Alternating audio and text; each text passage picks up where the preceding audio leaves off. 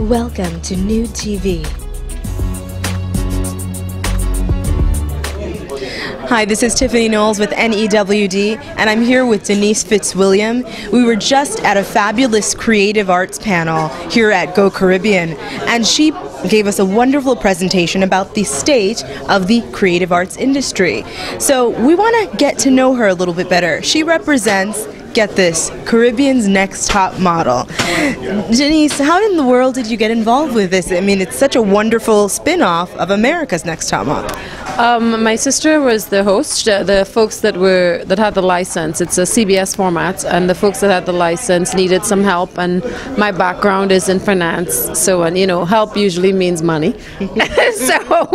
so I helped with getting it off the ground, and because I got involved obviously because of my sister, Wendy, and so it's been an incredible journey. And my background was municipal banking, so I was very familiar with what governments need and logistics and all that type of stuff, and I realized that the Caribbean needs some some sort of insight and direction in that regard, and so that's sort of where I saw the synergy in terms of my background and television.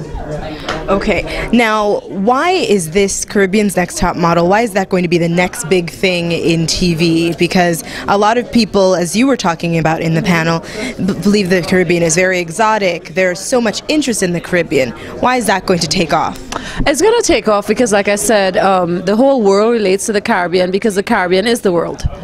When you think of, I guess, all the islands that were colonized before, and even some of them are still territories, places like, Spain and France and England and the Netherlands. So there's still a lot of influence in terms of our bandwidth from that perspective. And the Commonwealth is huge, as you know, which is, it's no longer as deep as it was before, but that appeal, as well as the variety of ethnicities. Like Trinidad has an Indian population that's somewhere close to 50%. So and India is a country with 1.3 billion people. So and Chinese as well. There are lots of Chinese as well. So, and even Syrians and Lebanese folks.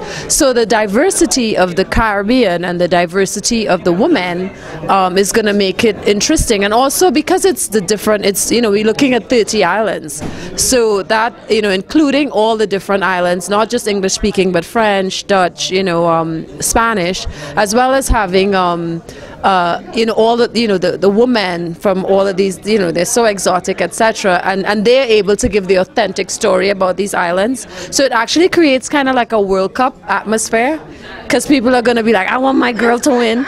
And also, it's not even going to just be based on the island itself, but also the national heritage from, let's say, the Netherlands or Spain or Britain or wherever. So there's almost like a double interest because of that. It's the diversity as well as the nationalistic pride. I agree with you, because the Face of Africa was really an amazing competition, and it got that same national interest that you're talking about. But how are you going to be celebrating other artisans and other artists within that particular program? I mean, will you have designers from the region? Tell me a little bit about that. That's the beauty of the show, because it's models. Models sell everything.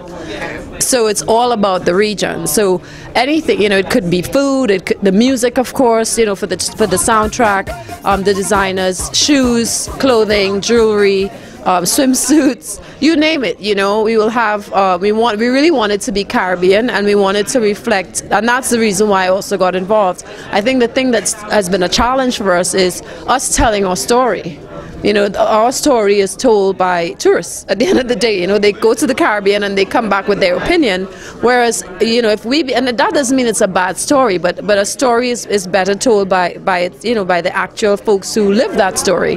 And so I think that's one of the really important aspects of it. And also, there's no medium for women in the Caribbean. There are lots of sports that men can participate in, but there's nothing that really celebrates womanhood. And so I think this will be great because, as you said, those layers will get involved as well, the designers and so on, the hairstylists, the makeup artists, the engineers, the photographers, the caterers, but you'll also have the designers and that type of thing, and it really allows us to celebrate womanhood, and I think that's something that's missing from the region. Welcome to Nude TV.